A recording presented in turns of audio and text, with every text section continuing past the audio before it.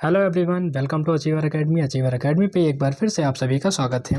उम्मीद है आप अपनी तैयारी में बेहतर तरीके से लगे होंगे। सीटेट का एग्ज़ाम जैसा कि जानते हैं बहुत पास आ चुका है, तो फटाफट से तैयारी करने के लिए आपको ये वीडियो देखनी ही पड़ेगी, जिसमें हम करेंगे हिंदी की पेडागॉजी को कंप्लीट करेंगे। इस वीडियो को देखने के बाद आपके 15 नंबर बिल्कुल पक्के हो जाएंगे। तो वीडियो को पूरा देखिएगा, लाइक करिएगा, कमेंट करना बिल्कुल ना भूलिएगा। इस वीडियो को देखने के बाद डेफिनेटली आपके एग्ज़ाम में मान के चलिए हिंदी पेडागॉजी से कुछ छूटेगा नहीं। पूरी कोशिश करेंगे सब कुछ कवर कर दिया जाए। ये वीडियो 2 पार्ट में आएगी। पहले पार्ट में हम थ्योरी करेंगे और दूसरे पार्ट में इसके हम PYQs करेंगे। तो देखिए, सबसे पहले शुरुआत करते हैं। तो चैनल पर नए हों वीडियो को लाइक करिएगा और चैनल को सब्सक्राइब करना बिल्कुल ना भूलिएगा। चलिए समझते हैं, हर एक टॉपिक को अच्छे से समझेंगे और कवर करेंगे। तो वीडियो को पूरा देखिए सबसे पहले हमारा भाषा अर्जन और भाषा अधिगम, इन दोनों के बारे में हम लोग पढ़ते हैं। यहाँ पर पहला है भाषा अर्जन, लैंग्वेज एक्विजिशन। वातावरण यानी कि भाषा अर्जन जो है वातावरण के साथ में अंतःक्रिया करके स्वाभाविक रूप से भाषा को ग्रहण करना भाषा अर्जन कहलाती है। समझ रहे हैं आप? किसके साथ में करके? वातावरण के साथ में अंतर्क्रिया करके स्वाभाविक रूप से भाषा को ग्रहण करना ही भाषा अर्जन कहलाता है। इसकी प्रक्रिया कैसी होती है? स्वाभाविक होती है, नेचुरल होती है और अचेतन यानी कि अनकॉन्शियस होती है। ठीक है, बच्चा अपने आसपास के वातावरण, परिवार और समाज से ही भाषा को सीखता है। ध्यान रखना इसको। अगला है हमारा नियम। क्या होते हैं नियम भाषा अर्जन के? इसमें व्याकरण के नियमों की ज़रूरत नहीं होती है। मातृभाषा की बात करें तो मातृभाषा हमेशा ही अर्जित की जाती है, हमेशा ही अर्जित की जाती है। और यहाँ पर कहा गया मुख्य विचारक जो कि हैं नॉम चॉम्स्की, उन्होंने कहा है कि बच्चों में भाषा सीखने की जन्मजात क्षमता होती है। उन्होंने इसे एक डिवाइस का नाम दिया लैड, यानी कि लैंग्वेज एक्विजिशन डिवाइस। कई बार एग्जाम में इसी का फुल फॉर्म पूछ लिया जाता है आपसे, तो इन सारी बातों को बार बार पढ़िएगा, ध्यान रखिएगा। ठीक है, आगे चलते हैं। भाषा अधिगम की बात करते हैं। आप यहाँ पर देखिए, जब भाषा को सीखने के लिए नियम, व्याकरण, किताबें या फिर शिक्षक की सहायता ली जाती है तो उसे हम लोग क्या कहते हैं? अधिगम कहते हैं। इसकी प्रक्रिया कैसी होती है? या सचेत होती है यानी कि कॉन्शियस होती है, और प्रयासपूर्ण होती है यानी कि बच्चों को इसमें एफर्ट लगाना पड़ता है इस भाषा को सीखने के लिए। आमतौर पर इसे हम लोग सेकेंडरी लैंग्वेज यानी कि द्वितीय भाषा भी कहते हैं। वातावरण कैसा होता है? या स्कूल या फिर किसी संस्था में आपको सीखना पड़ेगा, आप अपने जो है एटमॉस्फेयर से नहीं सीख सकते हैं। अगला है नियम। इसमें व्याकरण के नियम और किताबी शिक्षक की जरूरत होती है। सेकेंडरी लैंग्वेज यानी कि द्वितीय भाषा, दूसरी भाषा यानी कि जैसे कि अंग्रेजी या फिर स्कूल की भाषा। जिन बच्चों को, जैसे कि हम लोग जो हिंदी वाले हैं, हिंदी हार्टलैंड के लोग हैं, उनके लिए जो इंग्लिश है एज अ दूसरी भाषा के रूप पर सिखाई जाती थी, आमतौर पर सीखी जाती है। उसे हम लोग बोलते हैं, कैसे सीखी जाती है? अधिगम के माध्यम से। ठीक है, लैंग्वेज लर्निंग मेथड।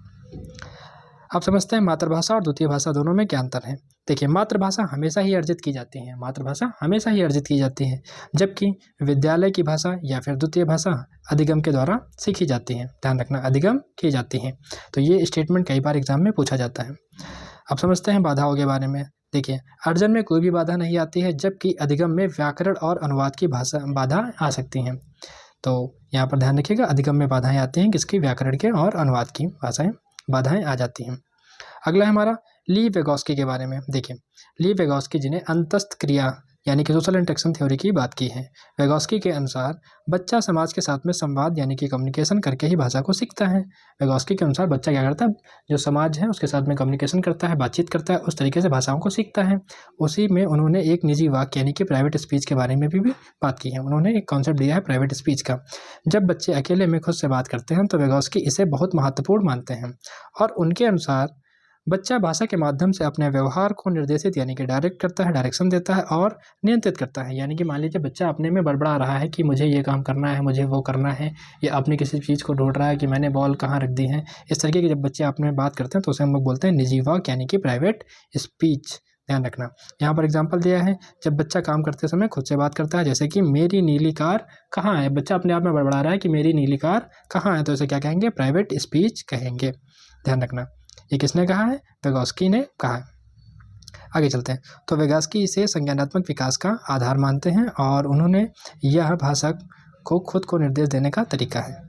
अगला है ZPD का कॉन्सेप्ट। यहाँ पर है समीपस्थ विकास का क्षेत्र, यानी कि भाषा सीखने में जहाँ बच्चा अटकता है वहाँ बड़ों द्वारा दी गई मदद, स्कैफोल्डिंग, उससे बेहतर अर्जन की ओर ले जाती है। यानी कि बच्चा कोई लैंग्वेज सीख रहा है, कुछ बोलने की कोशिश कर रहा है, अगर वो अटक रहा है बीच बीच में, तो वहाँ पर कुछ बड़े उसकी मदद कर देते हैं, एज ए टीचर, गार्जियन या फिर कोई भी बड़ा, तो उसे हम लोग क्या बोलते हैं? स्कैफ होल्डिंग। हिंदी में इसे पाड़ भी कहते हैं। भाषा सीखने में जब कोई बच्चा या फिर जब कोई बड़ा बच्चे की मदद करता है तो उसे हम लोग क्या कहते हैं? पाड़ कहते हैं। चलिए आगे देखते हैं, संस्कृति की बात की है यहाँ पर। भाषा सीखने में संस्कृति और समाज की भूमिका प्राथमिक है, ध्यान रखना।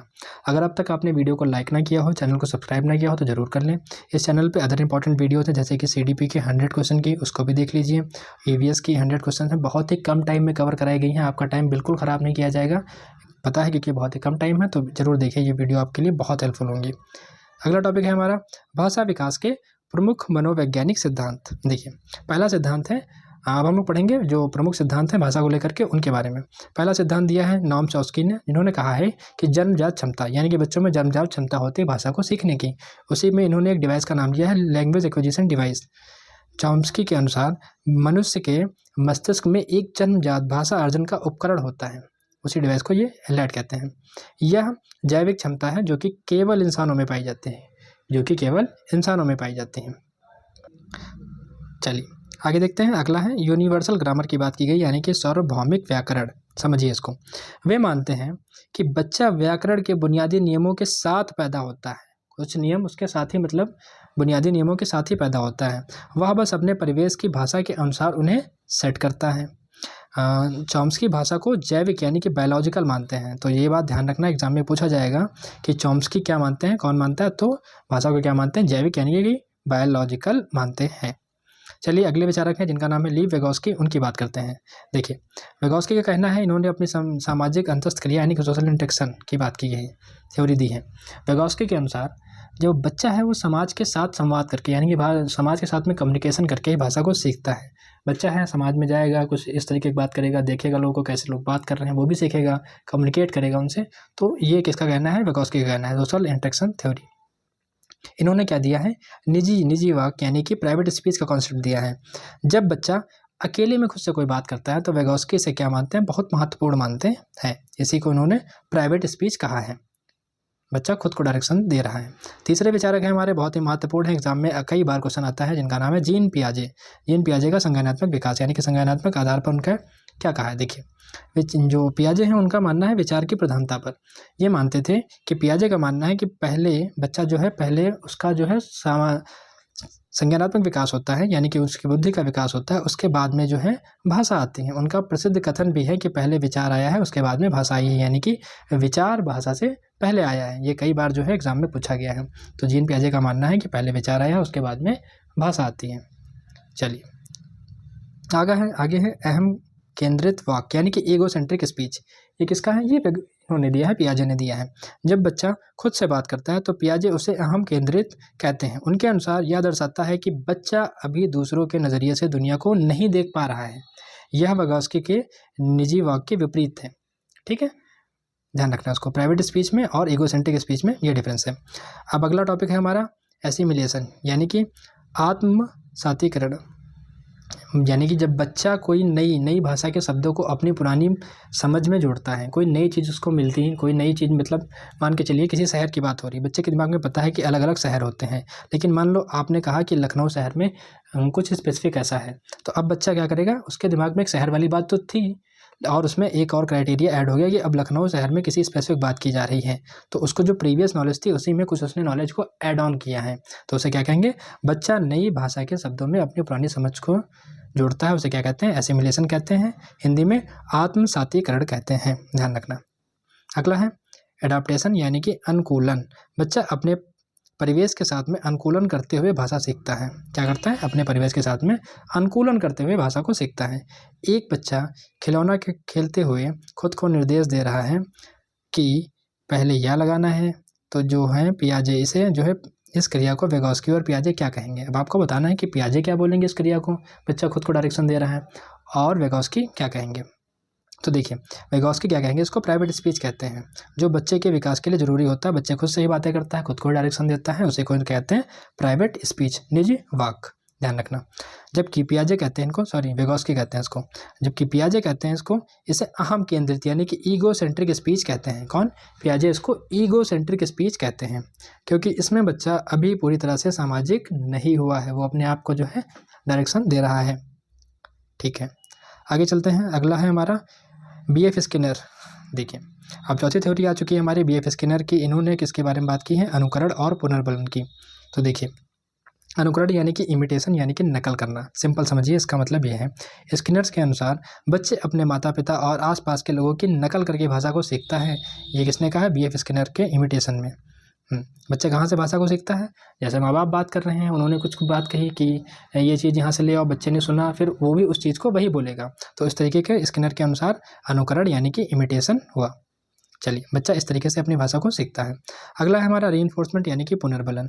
जब पुनर्बलन का सिंपल मतलब है किसी बात को बार बार दोहराओ। जब बच्चा सही शब्द बोलता है और उसे पुरस्कार या शाबाशी मिलती है तो वह उस शब्द को बार बार बोलता है। उदाहरण में जैसे जब छोटा बच्चा होगा, पहली बार मम्मी बोलेगा, पापा बोलेगा, तो गार्जियन खुश हो जाते हैं, कहते मतलब बार बार उसे कहते हैं बेटा दोबारा बोलो, दोबारा बोलो। तो इस तरीके से बच्चा खुश होकर के बार बार उन चीज़ों को रिपीट करता है, उसी को बोलते हैं हम लोग पुनर्बलन यानी कि रीइंफोर्समेंट। यहाँ पर बात की गई अभ्यास की यानी कि ड्रिल की। स्किनर भाषा सीखने में ध्यान और अभ्यास करने पर जोर देते हैं। किस बातों पर जोर देते हैं? अभ्यास पर जोर देते हैं। चलिए, अगला है हमारा टॉपिक 3। यहाँ पर देखेंगे हम लोग स्टीफन क्रिएशन का जो सेकेंड लैंग्वेज एक्विजिशन थ्योरी है, द्वितीय भाषा अर्जन सिद्धांत। तो समझते हैं इसको। देखिए, स्टीफन क्रेसन एक अमेरिकी भाषाविद हैं। उन्होंने यह बताया है कि कोई व्यक्ति अपनी दूसरी भाषा जैसे कि हिंदी जानने वाला बच्चा अगर अंग्रेजी सीख रहा है तो कैसे सीखता है, इसके बारे में इन्होंने बताया है। तो समझिए, कैप्सन की कुछ हाइपोथेसिस हैं जिसमें से 5 प्रमुख हैं, उनके बारे में हम लोग यहाँ पर कुछ 5 प्रमुख परिकल्पनाएँ हैं, उनके बारे में हम लोग यहाँ पर पढ़ते हैं। देखिए, पहला है हमारा अर्जन अधिगम परिकल्पना, एक्विजिशन लर्निंग हाइपोथेसिस। कैप्सन के अनुसार अर्जन यानी कि एक्विजिशन यानी कि अधिगम लर्निंग से ज़्यादा बेहतर होता है। जो अर्जन है अधिगम से ज़्यादा बेहतर होता है। सिंपल बात है, किसी चीज़ में बच्चा नेचुरली किसी चीज़ को सीख रहा है और एक चीज़ उसे सिखाई जा रही है ग्रामर के रूल्स के ज़रिए, टीचर के ज़रिए या फिर फोर्सेबल मेथड के ज़रिए, तो फिर उससे तो बेहतर ही होगा ना अर्जन वाला। तो वे कहते हैं कि हमें भाषा को रटने के बजाय स्वाभाविक रूप से अर्जन यानी कि एक्वायर करना पर जोर देना चाहिए। ये इनका होता है अर्जन अधिगम परिकल्पना। ठीक है, उम्मीद है क्लियर हुआ होगा। चलिए आगे चलते हैं। दूसरा वाला है हमारा मॉनिटर हाइपोथेसिस, मॉनिटर परिकल्पना। यह बताती है कि भाषा सीखना यानी कि लर्निंग है, वह हमारे दिमाग में एक संपादक यानी कि एडिटर की तरह काम करता है। जब हम बोलते हैं तो यह मॉनिटर हमें बताता है कि नहीं, यह व्याकरण की गलती है, इसे सुधारो। यहाँ पर ध्यान रखना है कि यदि मॉनिटर बहुत ज़्यादा सक्रिय हो जाता है तो बच्चा बोलने में हिचकिचाएगा, लेकिन इसलिए जो है मॉनिटर का संतुलन होना भी बहुत ही ज़रूरी है। ध्यान रखना ये बात। ठीक है, आगे चलते हैं। अगला है हमारा तीसरा वाला, जहाँ पर बात की गई है प्राकृतिक क्रम परिकल्पना यानी कि नेचुरल ऑर्डर हाइपोथेसिस। तो देखिए, कैप्सन कहते हैं कि हम व्याकरण के नियमों को एक निश्चित और प्राकृतिक क्रम में सीखते हैं। ये बात बिल्कुल ध्यान रखना, नेचुरल ऑर्डर में सीखते हैं यानी कि प्राकृतिक क्रम में हम जो है सीखते हैं। नियमों को एक निश्चित और प्राकृतिक क्रम में सीखते हैं। आप बच्चे को सारी व्याकरण नहीं सिखा सकते हैं, वह उसे सीखेगा जब उसका मानसिक स्तर तैयार होगा। ये बात बिल्कुल ध्यान रखने वाली है कि नेचुरल ऑर्डर होता है उसका, जब बच्चे का लेवल होगा तभी वो उस चीज़ को सीख सकता है। वह उसे तभी सीखेगा जब उसका मानसिक स्तर तैयार होगा। ध्यान रखना। चलते हैं, चौथा वाला है निवेश परिकल्पना यानी कि इनपुट हाइपोथेसिस। बहुत इंपॉर्टेंट है, एग्जाम में कई बार आया है, तो ध्यान रखना, एज इट इज़ आ जाता है ये। यह सबसे महत्वपूर्ण सिद्धांत है। कैप्सन कहते हैं कि भाषा तब सीखी जाती है जब बच्चे को बोधगम्य निवेश यानी कि कंप्रिहेंसिबल इनपुट दिया जाए। कंप्रिहेंसिबल इनपुट का मतलब होता है कि I+ अर्थ का अर्थ है कि बच्चा मान लीजिए I लैंग्वेज को जानता है तो उससे थोड़ा सा लेवल ऊपर करके यानी कि I+1 लेवल की ही लैंग्वेज उसको सिखाई जानी चाहिए। देखिए, यहाँ पर I+ अर्थ का अर्थ है बच्चा जो भाषा जानता है यानी कि I उससे थोड़ा आगे जाने वाली भाषा, I+1 उससे थोड़ा ऊपर जोड़ दी जानी चाहिए। यदि इनपुट बहुत कठिन है तो बच्चा नहीं सीख पाएगा। भाई अगर बात जो है उसके लेवल के ऊपर की है तो बच्चा नहीं सीख पाएगा, तो बहुत ही थोड़ा सा ऊपर रखना होता है उससे। यदि बहुत आसान है तब भी बच्चा नहीं सीख पाएगा। तो दोनों ही बातों का ध्यान रखना होता है, इसी को हम लोग बोलते हैं कॉम्प्रिहेंसिबल इनपुट। आगे देखते हैं टॉपिक नंबर 4। अब देखिए, यहाँ पर हमारी थ्योरीज खत्म हुई। अब हम लोग देखेंगे यहाँ पर कुछ स्किल्स के बारे में। यहाँ पर LSRW यानी कि लिसनिंग, स्पीकिंग, रीडिंग और राइटिंग की स्किल्स के बारे में यहाँ पर बात की गई है। भाषा के प्रमुख 4 कौशल होते हैं जिन्हें हम LSRW के क्रम से जानते हैं, जिसमें सबसे पहला है हमारा श्रवण यानी कि लिसनिंग। L का मतलब है लिसनिंग यानी सुनना या श्रवण। यह अन्य कौशलों का आधार है, यह सबसे बेसिक है, सबका आधार यही है। एग्जाम में आपसे पूछा जाएगा सभी कौशलों का आधार कौन होता है, तो लिसनिंग, ध्यान रखना इसको। अब देखते हैं अगला हमारा है मौखिक अभिव्यक्ति यानी कि स्पीकिंग यानी कि बोलना, विचारों को व्यक्त करना, स्पीकिंग कहलाता है। तो जब भी बच्चा विचारों को अपने अपने बातों करेगा तो कौन सी स्किल का यूज़ कर रहा है, स्पीकिंग वाली स्किल का यूज़ कर रहा है। तीसरी हमारी होती है रीडिंग वाली, यानी कि पढ़ना, लिखे हुए शब्दों को अर्थ को ग्रहण करना। जब हम पढ़ के किसी चीज़ को समझते हैं तो उसे कहेंगे हम लोग पढ़ना, रीडिंग, यानी कि रीडिंग स्किल। अगला है चौथी स्किल है हमारी लेखन वाली, यानी कि राइटिंग, लिखना। यह सबसे अमूर्त और कठिन कौशल माना जाता है, कठिन तो होता ही है ये।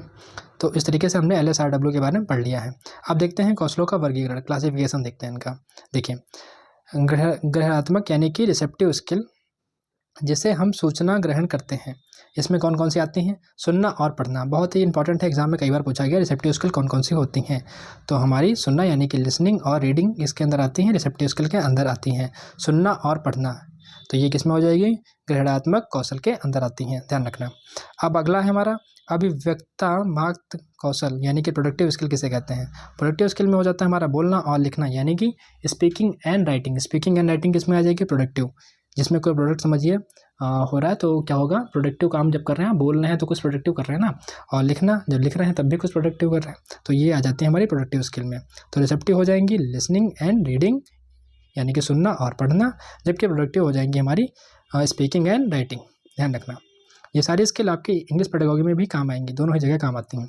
अगला है हमारा टॉपिक नंबर 5, पाठन के प्रकार, टाइप्स ऑफ रीडिंग। किस किस प्रकार की रीडिंग होती है, इनसे भी क्वेश्चन एग्जाम में कई बार बने हैं, तो उनको पढ़ लेते हैं यहाँ पर, जो कि एग्जाम में सीटेट में बार बार पूछे जाते हैं। तो सबसे पहला हमारा है स्किमिंग, यानी कि द्रुत पठन, यानी कि सरसरी तौर पर पढ़ना। क्या है इसका मतलब, क्या समझते हैं इसमें। जब हम किसी पाठ का मुख्य विचार यानी कि मेन आइडिया या सारांश जानने के लिए उसे तेज़ी से पढ़ते हैं। उदाहरण, अखबार की सुर्खियां पढ़ना और किसी कहानी का सार पढ़ना। जब हम समरी पढ़ रहे होते हैं या फिर हम अखबार को पढ़ रहे होते हैं तो उसको डिटेल में नहीं, बस ऐसे एक नज़र पढ़ते हुए चले जाते हैं, जल्दी जल्दी पढ़ते हैं सरसरी नज़र के तौर पर, तो उसको बोलते हैं द्रुत पठन, यानी कि स्किमिंग कहते हैं। अगला है, इसका उद्देश्य क्या होता है, केवल विषय वस्तु का सामान्य परिचय प्राप्त करना, डिटेल में कोई चीज़ के बारे में जानकारी नहीं लेना, बस ऊपर ऊपर से उसको पढ़ लेना। अगला है हमारा सेकंड नंबर, दूसरा वाला, जिसको बोलते हैं स्कैनिंग, यानी कि अवलोकन, बारीकी से पढ़ना। इसका मतलब होता है बारीकी से पढ़ना, जब हम आराम से किसी चीज़ को डिटेल में पढ़ते हैं, समझ समझ के पढ़ते हैं, तो यहाँ पर जाता है हमारा स्कैनिंग। क्या है, जब हम पूरे पाठ में से कोई विशिष्ट सूचना यानी कि स्पेसिफिक इन्फॉर्मेशन ढूंढने के लिए पढ़ते हैं, स्कैन करते हैं कि भाई हमें वो टॉपिक चाहिए, तो स्कैन का मतलब ही सिंपल होता है, किसी चीज़ को स्कैन करके आप अपनी बात को निकालना है। तो जब उसको डिटेल में ध्यान से आराम से समझ के पढ़ रहे हैं कि हमें ये वाली चीज़ के बारे में जानना है, तो उसी को हम लोग बोलते हैं स्कैनिंग।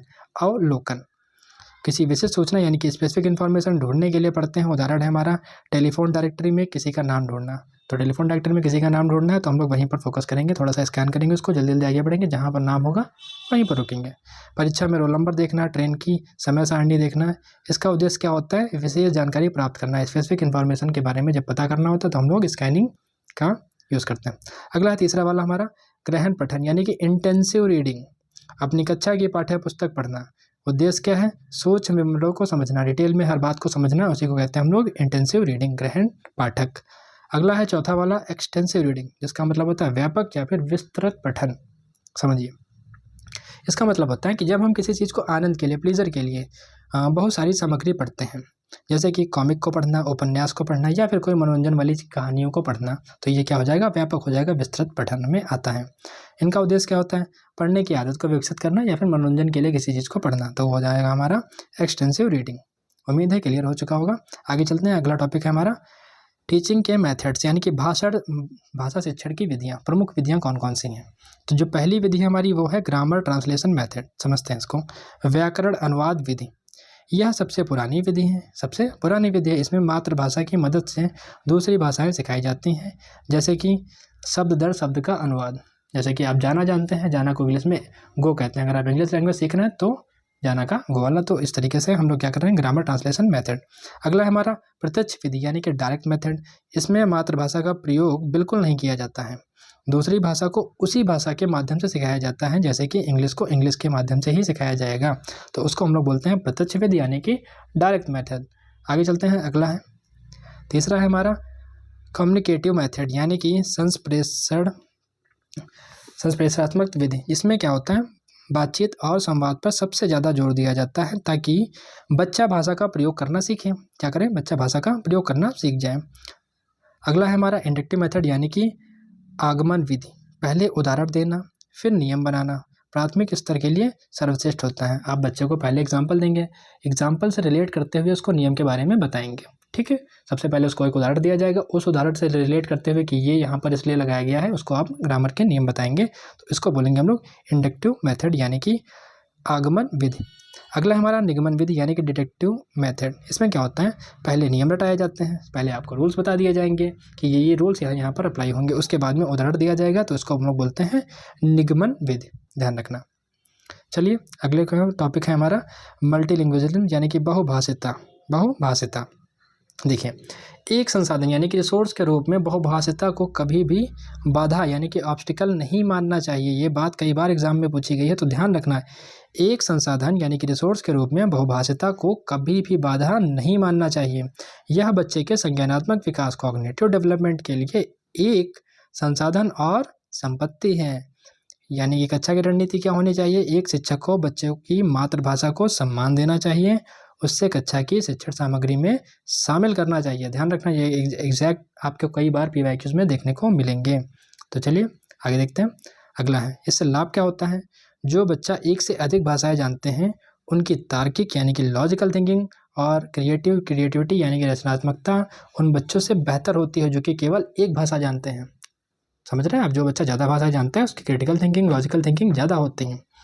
अगला है हमारा टॉपिक नंबर 8। यहाँ पर हम लोग बात करेंगे असेसमेंट और इवैल्यूएशन यानी कि भाषा आकलन और मूल्यांकन का। देखिए, आकलन का मुख्य उद्देश्य क्या होता है, यह पता लगाना कि बच्चे ने क्या सीखा और उसे कहाँ मदद की ज़रूरत है। हम लोग क्यों करते हैं आकलन, यानी कि हम लोग असेसमेंट क्यों करते हैं, ताकि पता चले बच्चा कहाँ पर वीक है, कहाँ पर उसका पॉइंट जो है वीक है, उसको हम लोग स्ट्रॉन्ग कर सकें, अलग तरीके से बच्चे को बताया जा सके, समझाया जा सके। तो उसके अलग अलग तरीके होते हैं। देखिए, पहला है हमारा पोर्टफोलियो। सबसे महत्वपूर्ण यही होता है, यह बच्चों की प्रगति की एक क्रमिक रिकॉर्ड है। क्या है, क्युमुलेटिव रिकॉर्ड है। इसमें बच्चे द्वारा किए गए विभिन्न कार्य जैसे कि पेंटिंग्स हुआ, हस्तलेख हुआ, उपलब्धियां हुआ, एक फाइल में जमा की जाती हैं, रिकॉर्ड बनाया जाता है। परीक्षा के लिए तथ्य क्या है, इसमें पोर्टफोलियो बच्चों को भाषाई प्रगति का आकलन करने का सर्वश्रेष्ठ साधन है। पोर्टफोलियो जो है बच्चों की भाषा प्रगति का आकलन करने का सबसे सर्वश्रेष्ठ साधन है, ध्यान रखना इसको। आगे चलते हैं। अगला है हमारा डायग्नोस्टिक यानी कि रेमेडियल टीचिंग। निदानात्मक या फिर उपचारात्मक शिक्षण, इन दोनों की बात करते हैं। पहले समझते हैं निदानात्मक। यहाँ पर है सीखने के दौरान आने वाली कठिनाइयाँ और कमियों की पहचान करना, जैसे कि बीमारी का पता लगाना, डायग्नोस करना किसी चीज़ को, तो वही होता है निदान। ठीक है, अब करते हैं उपदान। सबसे पहले हम लोग पता करेंगे कि बच्चा वीक कहाँ पर है। जब पता चल गया कि बच्चे की वीकनेस क्या है, अब उसको सुधारेंगे कि बच्चा इस तरीके से अगर नहीं सीख पा रहा है तो उसको दूसरे तरीके से सिखाया जाना चाहिए। इसी को बोलते हैं उपचार यानी कि रेमेडी। उन कमियों को दूर करने के लिए पुनः शिक्षण यानी कि रीटीचिंग करना। ठीक है, अगर एक मेथड से नहीं समझे तो दूसरे मेथड से उसको समझाया जाना चाहिए। अगला हमारा टॉपिक नंबर 9। यहाँ पर हम सीखेंगे लर्निंग डिसेबिलिटीज़ की बात करेंगे। एग्जाम में बहुत बार आती हैं, एक नए क्वेश्चन इससे आना ही आना है, बिल्कुल समझ लीजिए आप, बहुत इंपॉर्टेंट है। भाषा शिक्षण की चुनौतियाँ। देखिए, कक्षा में बच्चों को कुछ विशेष प्रकार की कठिनाइयाँ हो सकती हैं, उन्हें अधिगम अक्षमता कहते हैं। पहला है हमारा डिसलेक्सिया, बहुत इंपॉर्टेंट है, कई बार एग्जाम में आया है, आप PYQ देख सकते हैं। डिसलेक्सिया यानी कि पाठन विकार, अक्षरों को पहचानने और पढ़ने में कठिनाई। ध्यान रखना, डिसलेक्सिया क्या होता है, जब बच्चा पढ़ने में उसको दिक्कत होती है, अक्षरों को वो नहीं पहचान पा रहा है, जिससे वो पढ़ नहीं पा रहा है, तो उसे हम लोग कहते हैं डिसलेक्सिया यानी कि, ठीक है, डिसलेक्सिया, ध्यान रखना। अगला है हमारा डिस्ग्राफिया। डिस्ग्राफिया यानी कि लेखन के विकार। डिस्ग्राफिया का मतलब क्या होता है, लिखने में बच्चे को समस्या आ रही है या फिर उसकी लिखावट ही खराब है या बच्चा लिखने में सक्षम है, कुछ उसको दिक्कत हो रही है, तो उसको कहते हैं हम लोग डिस्ग्राफिया। अगला है हमारा तीसरा वाला एफेजिया। एफेजिया यानी कि मौखिक विकार, बोलने और विचारों को व्यक्त करने में समस्या आ रही है, बच्चा बोल नहीं पा रहा है, कुछ वो सोच नहीं पा रहा है, बच्चा बोलने में दिक्कत कर रहा है, तो हम लोग उसे क्या कहेंगे, किस प्रकार की डिसेबिलिटी का शिकार है बच्चा, एफेजिया का, ध्यान रखना इसको। आगे है डिस्प्रेक्सिया यानी कि सूक्ष्म गामन कौशल यानी कि फाइन मोटर स्किल में समस्या है, जैसे कि पेंसिल को पकड़ नहीं पा रहा है बच्चा, फाइन मोटर स्किल का डेवलप होना यानी कि सूक्ष्म काम कर पाना, मांसपेशियां जो हैं अच्छे से काम करें, तो फाइन मोटर स्किल, बच्चा पेंसिल ही नहीं पकड़ पा रहा है, उसकी फाइन मोटर स्किल अच्छे से काम नहीं कर रही हैं, तो वहाँ पर क्या हो जाएगा, डिस्प्रेक्सिया, ध्यान रखना। उम्मीद है क्लियर हो गई होंगी आपकी इंपॉर्टेंट वाली। अब अगला टॉपिक है हमारा शिक्षण सहायक सामग्री, TLM, टीचिंग लर्निंग मटेरियल, और उसके संसाधन यानी कि रिसोर्सेज। तो देखिए, यहाँ पर जो है हमारा दृश्य श्रव्य सामग्री यानी कि ऑडियो वीडियो लर्निंग मटेरियल जो होते हैं, जिसमें रेडियो हो गई, टीवी हो गई, कंप्यूटर्स हो गए। पाठ्य पुस्तक यानी कि टेक्स्ट बुक क्या केवल एक संसाधन है, साध्य यानी कि अंतिम लक्ष्य नहीं है। ध्यान रखना, इसको एग्जाम में ऐसे ही आता है, यह केवल एक संसाधन है, साध्य अंतिम लक्ष्य नहीं है। अगला है हमारा बाल साहित्य, ये जो कि है प्राथमिक स्तर के लिए इंपॉर्टेंट होता है, बच्चों को इंटरेस्ट जगाने के लिए। भाषा सीखने के लिए बाल साहित्य सबसे इंपॉर्टेंट यानी कि महत्वपूर्ण संसाधन है, क्योंकि यह बच्चों को पढ़ने में रुचि जगाता है। अगला हमारा भाषाई परिवेश, कक्षा की दीवारों पर लिखे शब्द या फिर प्रिंट समृद्ध हो, वातावरण की प्रिंट रिच एनवायरनमेंट हो, जो है दीवारों पर क्लास के जो है चार्ट वगैरह लगे हों, जिससे क्या होता है बच्चों को सीखने में बहुत ही मदद मिलती है। अब अगला टॉपिक है हमारा NCF 2023 और NEP। NCF 2023 का मतलब है नेशनल करिकुलम फ्रेमवर्क 2023 वाला, और NEP यानी कि नेशनल एजुकेशन पॉलिसी 2020 के जो प्रमुख बिंदु हैं, वो मेन पॉइंट है जो कि एग्जाम में पूछे जाते हैं, उनको कवर करते हैं। देखिए यहाँ पर है 3 लैंग्वेज फार्मूला यानी कि त्रिभाषा सूत्र के बारे में। स्कूल में 3 भाषाएं पढ़ाई जाएंगी। पहली बात है स्कूल में 3 भाषाएं पढ़ाई जाएंगी। पहली भाषा अनिवार्य रूप से मातृभाषा होगी, और दूसरी भाषा मातृभाषा होगी या फिर क्षेत्रीय भाषा होगी। पहली भाषा हमारी कौन सी होगी? देखिए पहली बात इन्होंने कही है कि 3 भाषाएं पढ़ाई जाएंगी, जिसमें से जो पहली लैंग्वेज होगी कौन सी होगी? क्षेत्रीय भाषा होगी, या प्राइमरी लैंग्वेज कह लीजिए उसे, या फिर मातृभाषा भी कह सकते हैं। दूसरी भाषा होती है हमारी बहुभाषिता। इसे एक बाधा नहीं बल्कि एक संसाधन यानी कि रिसोर्स के रूप में स्वीकार करना चाहिए। ये कौन कहता है? ये हमारा NEP 2020 कहता है, यानी कि नेशनल एजुकेशन पॉलिसी 2020 में ये बात कही गई है कि बहुभाषिता को एक बाधा नहीं बल्कि एक संसाधन, एक रिसोर्स के रूप में स्वीकार करना चाहिए। अगला है हमारा मातृभाषा पर इन्होंने क्या कहा है? कक्षा 5 तक, संभव हो तो कक्षा 8 तक शिक्षा का जो माध्यम है वो कैसा होना चाहिए? मातृभाषा में ही होना चाहिए। किस में होना चाहिए? मातृभाषा में ही होना चाहिए। ठीक है, आगे चलते हैं। अगला है हमारा टॉपिक नंबर 12, जिसमें हम पढ़ेंगे प्रिंट रिच एनवायरनमेंट, प्रिंट संबंधित परिवेश। कक्षा के दीवारों पर लगे चित्र, कहानियों के चार्ट, बच्चों द्वारा बनाई गई पेंटिंग्स या फिर लिखे हुए शब्द या लेवल, ये जैसे जो भी प्रिंट रिच एनवायरनमेंट होता है, इससे क्या होता है बच्चा अनजाने में ही शब्दों की आकृति पहचानने लगता है, और जो उनकी अर्जन करने की प्रक्रिया है वो तेज हो जाती है। बच्चा सीखने लगता है, सब उसके सामने एक ऐसे लिखा हुआ बार बार चार्ट लगा हुआ है तो बच्चा समझ जाएगा। ठीक है, आगे चलते हैं। अगला हमारा है टॉपिक 13, यहाँ पर टेक्स्ट बुक की वास्तविक स्थिति के बारे में पढ़ते हैं। देखिए एक भ्रम है कि पाठ्य पुस्तक ही सब कुछ है। ये स्टेटमेंट कई बार आपके एग्जाम में आएगा, लेकिन ये ऐसा नहीं है। ये क्या है? एक भ्रम है। सत्य क्या है? NCF के अनुसार पाठ्य पुस्तक केवल एक संसाधन है, अंतिम सत्य नहीं है। शिक्षक को पाठ्य पुस्तक से बाहर जाकर, बाहरी दुनिया से जोड़कर बच्चों को पढ़ाना चाहिए, समझाना चाहिए। अच्छी पाठ्य पुस्तक के गुण हैं, इसमें चित्र आकर्षक होने चाहिए और भाषा बच्चों के घर की। तो देखिए अच्छी जो पाठ्य पुस्तक होती है उसके गुण क्या क्या होते हैं? इसमें चित्र आकर्षक होने चाहिए, भाषा और बच्चों के घर की भाषा से मिलती जुलती होनी चाहिए, यानी कि बच्चा आसानी से चीज़ों को समझ सके, कुछ बहुत डिफिकल्ट नहीं होना चाहिए उसके टेक्स्ट बुक में, और प्रॉपर इमेज होंगी तो बच्चा अच्छे समझ पाएगा।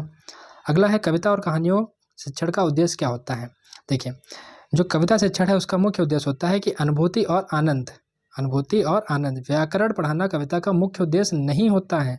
कहानी शिक्षण का उद्देश्य, तो जो कविता पढ़ाई जाती है उसमें व्याकरण पढ़ाना कविता का मुख्य उद्देश्य नहीं होता है, बल्कि क्या होता है इसका मुख्य उद्देश्य?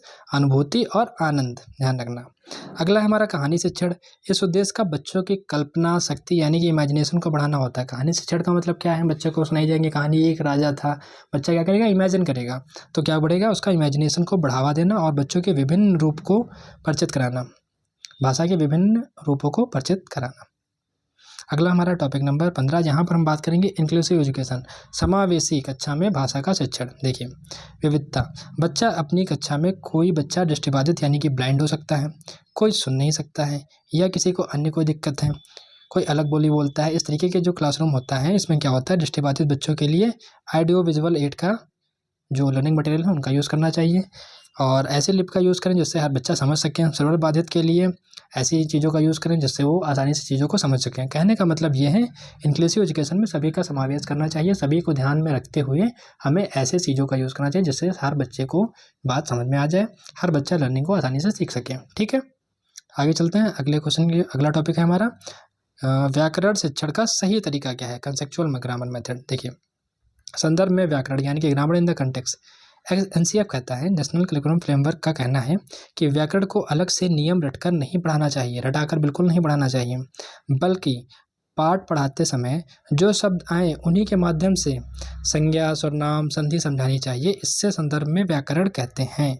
ध्यान रखना इसको, मतलब अलग से आपको रूल्स बनाकर बच्चे को ना सिखाएं, उसको रटाएं नहीं बिल्कुल, बल्कि जैसे जैसे आप पढ़ाते जाएं, जहाँ जहाँ पर जो जो चीज़ें आती जाएं उनके बारे में बच्चों को बताते जाइए, जिससे क्या होगा, व्याकरण के संदर्भ में व्याकरण वाला मेथड यानी कि ग्रामर इन द कंटेक्स्ट वाला फॉलो करेगा।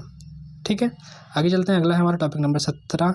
यहाँ पर कहा गया भाषाई दक्षता और भाषाई प्रवीणता, बिक्स और कैल्प्स के बारे में यहाँ पर बात की गई है।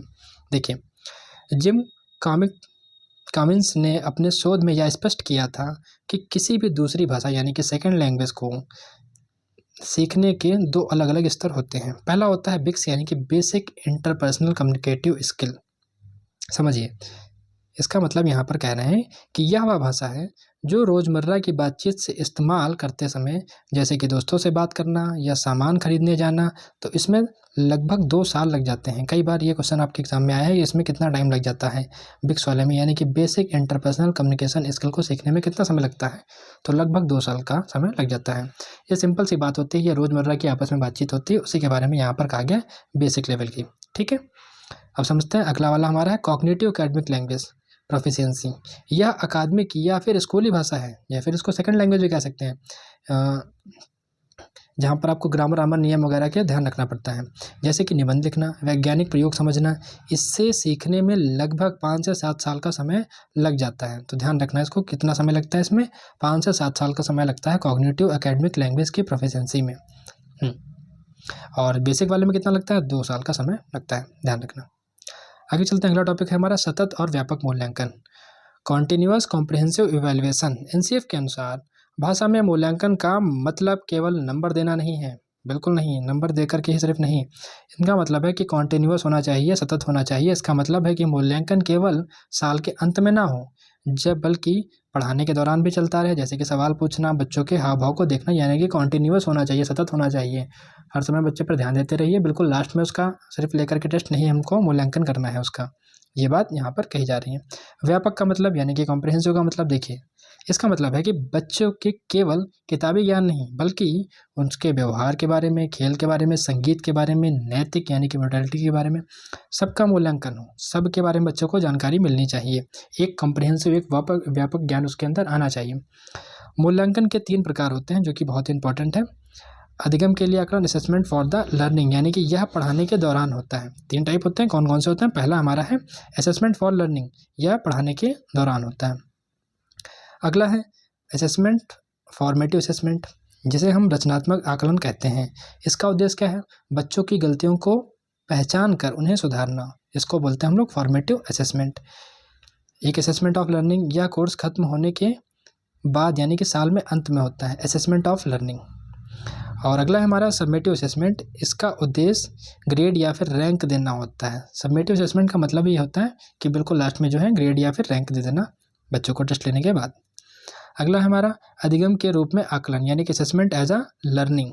यह बच्चा स्वयं का आकलन करता है, जिसको हम लोग कह सकते हैं सेल्फ असेसमेंट करता है, या अपने दोस्तों के साथ मिल करके एक दूसरे का आकलन करता है, तो हम लोग उसको बोलते हैं अधिगम असेसमेंट एज अ लर्निंग, यानी कि सेल्फ असेसमेंट करना। आपस में ही अपने आप को जो है देख लेना कहाँ पर किसकी कौन सी गलती है, उसी को बोलते हैं हम लोग सेल्फ असेसमेंट करना। अगला हमारा मूल्यांकन की नई तकनीकियाँ कौन कौन सी हैं, मॉडर्न टूल कौन कौन से हैं। देखिए, पहला हमारा अवलोकन यानी कि ऑब्जर्वेशन। शिक्षक जो है बच्चों को भाषा का प्रयोग करते हुए चुपचाप देखता है। जो शिक्षक हैं वो बच्चों को क्या करता है, भाषा का प्रयोग करते हुए चुपचाप देख रहा है, उसी को बोलते हैं हम लोग ऑब्जर्वेशन। ये हमारा एक मॉडर्न टूल के अंतर्गत आता है। अगला है स्व आकलन यानी कि सेल्फ असेसमेंट, जिसके बारे में अभी हमने सीखा। बच्चा खुद सोचता है कि आज हमने क्या सीखा, आज हम लोग जब वो चीज़ सीख रहे थे तो उसमें क्या हमसे गलतियाँ हो रही थी, मतलब खुद की गलतियों के बारे में वो खुद ही सोच रहा है, तो उसको बोलते हैं स्व आकलन, सेल्फ असेसमेंट। अगला है हमारा सहपाठी आकलन यानी कि पीयर असेसमेंट। दोस्त एक दूसरे की कविताओं या लेख पर फीडबैक देते हैं कि हाँ तुमने अच्छा लिखा, तुमने यहाँ पर ये गलतियाँ की। जब आपस में वो लोग मिल करके एक दूसरे को गलतियों को बताते हैं तो उसको बोलते हैं हम लोग सेल्फ असेसमेंट। यहाँ पर चेकलिस्ट और रेटिंग स्केल की बात की गई है, यानी कि बच्चे किसी खास कौशल जैसे कि स्पष्ट बोलना 1 से लेकर के 5 तक की रेटिंग देना। जैसे आप कई सारे बच्चों को एक पास लाएंगे और उनको रेटिंग देंगे 1 से 5 तक। कोई बच्चा फ्लुएंसी बोल रहा है, बिल्कुल अच्छे से बोल रहा है, तो उसको हम लोग देंगे रेटिंग, अच्छी रेटिंग देंगे। जो कोई कम बोल रहा है तो फिर थोड़ा सा कम रेटिंग दे देंगे। इसको बोलते हैं चेकलिस्ट और रेटिंग स्केल। आगे देखते हैं मूल्यांकन में क्या नहीं करना चाहिए। कुछ इंपॉर्टेंट नेगेटिव टैग्स हैं जिनको आप लोग देख लीजिए। एग्जाम में जो है बिल्कुल अगर दिखे तो उसको काट ही देना चाहिए। परीक्षा में ये शब्द अगर विकल्प में दिखे तो अक्सर ये गलत होते हैं। पहला है हमारा बच्चों की तुलना करना। क्या है पहला? बच्चों की तुलना करना। दूसरा, अगर कहीं पर भी आपको किसी भी ऑप्शन में ये दिख जाए कि केवल परीक्षा पर आकलन पर जोर देना, केवल परीक्षा या फिर अंकों पर जोर देना, तो ऐसा भी कोई ऑप्शन दिखे तो काट देना उसको। बच्चों के पास या फेल का लेवल लगाने के बारे में बात की जाए, कहीं पर भी ऐसा दिखे कि बच्चा पास या फेल पर जोर दिया जा रहा है तो उसको भी आप काट देना। ये वाले ऑप्शन गलत होते हैं। और कठोर ग्रेड प्रणाली, ये भी बात की जाए तो यहाँ पर भी ये जो है ऑप्शन दिखे आपको, उनको काट देना है। बच्चों की तुलना दिख जाए, केवल परीक्षा या फिर अंकों पर जोर को दे रहा हूँ, पास या फेल की बात कर रहा हूँ, या फिर कठोर ग्रेडिंग प्रणाली हो, तो इन सभी के ऑप्शन को देख करके आपको तुरंत काट देना है। चलिए अगला टॉपिक है हमारा भाषा शिक्षण के सूत्र, मैक्सिमम ऑफ टीचर। देखिए, एक शिक्षक को कक्षा में किस क्रम में पढ़ाना चाहिए। देखिए, पहला है हमारा जो इम्पोर्टेंट है, अज्ञात से ज्ञात की ओर। यानी कि बच्चा कोई भी बात अगर जैसे आप उसको सिखाने जा रहे हैं तो पहले पता करिए बच्चा किस बारे में जानता है। मान लीजिए आप किसी सेब के बारे में को डिटेल में बताने जा रहे हैं तो पहले बच्चे को सेब दिखाइए, पहले बताइए उसके बारे में। यानी कि जो बच्चा जानता है उसके बारे में उसको पहले बताइए, उससे शुरू करके नई चीज़ को सिखाना। ठीक है, जो बच्चा जानता है उससे अपने जो चीज़ सिखाना चाह रहे हैं वहाँ तक बच्चे को लाना, यही होता है ज्ञात से अज्ञात की ओर।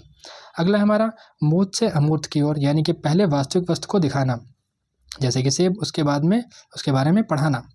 अगला है हमारा, और तीसरी की जो इंपॉर्टेंट बात है, सरल से कठिन की ओर। पहले आप उसको सरल बातें सिखाइए, पहले आसान, उसके बाद में जटिल यानी कि कठिन चीज़ों को बताइए। तो इस तरीके से ये जो हमारे भाषा शिक्षण के 3 इंपॉर्टेंट सूत्र हैं, इनको ध्यान रखिएगा। पहला है ज्ञात से अज्ञात की ओर, फिर मूर्त से अमूर्त की ओर, और फिर तीसरा है सरल से कठिन की ओर। ध्यान रखना। आगे चलते हैं। यहाँ पर हमारा 20वां टॉपिक है त्रिभाषा सूत्र, यानी कि 3 लैंग्वेज फार्मूला। NEP के अकॉर्डिंग नेशनल एजुकेशन पॉलिसी 2020 और NCF दोनों में ही इनके बारे में बात की गई। देखिए, वही चीज़ें हैं जो 3 लैंग्वेज की बात की गई थी, उसमें कि 3 भाषाएं सिखाई जाएंगी, जिसमें पहली भाषा क्या होगी? पहली भाषा यानी कि प्रथम भाषा होगी हमारी मातृभाषा, यानी कि क्षेत्रीय भाषा। बच्चे को आपको क्षेत्रीय भाषा में पढ़ाना है और मातृभाषा का ज्ञान देना है। दूसरी भाषा ज्ञान उसको होता ही है, उसी भाषा में उसके ज्ञान को आगे बढ़ाना, इंक्रीज करना है। दूसरी भाषा यानी कि लैंग्वेज 2, उसमें क्या सिखाएंगे आप? या तो हिंदी भाषाओं में जो राज्य हैं उसमें अंग्रेजी सिखाई जाएगी, या फिर कोई आधुनिक भाषा, भारतीय भाषा, या फिर गैर हिंदी भाषी राज्यों में हिंदी या फिर अंग्रेजी। मतलब समझिए, अगर हिंदी हेडलाइन के स्टेट हैं जैसे कि अपना यूपी है, बिहार है, मध्य प्रदेश है, राजस्थान, तो यहाँ पर बच्चे हिंदी जानते हैं एज अ मातृभाषा के तौर पर, तो इनकी द्वितीय भाषा या फिर इंग्लिश हो सकती है, या फिर कोई अन्य लैंग्वेज जो कि भारतीय भाषा हो, आधुनिक भारतीय भाषा हो। जबकि गैर हिंदी भाषा ही हैं जैसे कि तमिलनाडु, केरला, वहाँ पर क्या करेंगे हम लोग? या तो सेकेंड लैंग्वेज में हिंदी के तौर पर सिखाएंगे या फिर इंग्लिश सिखाई जानी चाहिए। ठीक है, तीसरी लैंग्वेज कोई भी आधुनिक भारतीय भाषा या फिर अंग्रेजी जो भी लैंग्वेज 2 में ना पढ़ाई गई हो। तो ध्यान रखना, ये 3 भाषाएं होती हैं, पहली भाषा, दूसरी भाषा और तीसरी भाषा। पहली भाषा मातृभाषा होती है, दूसरी भाषा जो भाषा मतलब दूसरी कोई भी भारतीय मॉडर्न लैंग्वेज हो, और तीसरी भाषा हमारी हो सकती है जो लैंग्वेज 2 में ना पढ़ाई गई हो। उन 3 लैंग्वेज की बात यहाँ पर की गई है। तो यही है हमारा 3 लैंग्वेज फार्मूला। ठीक है, इसी के साथ हमारी ये यहाँ पर हिंदी की पेडागोजी कंप्लीट हुई है। अगर वीडियो पसंद है तो लाइक करिएगा और कमेंट में ज़रूर बताएं कि अगली वीडियो जल्दी ही लाई जाए। Thank you.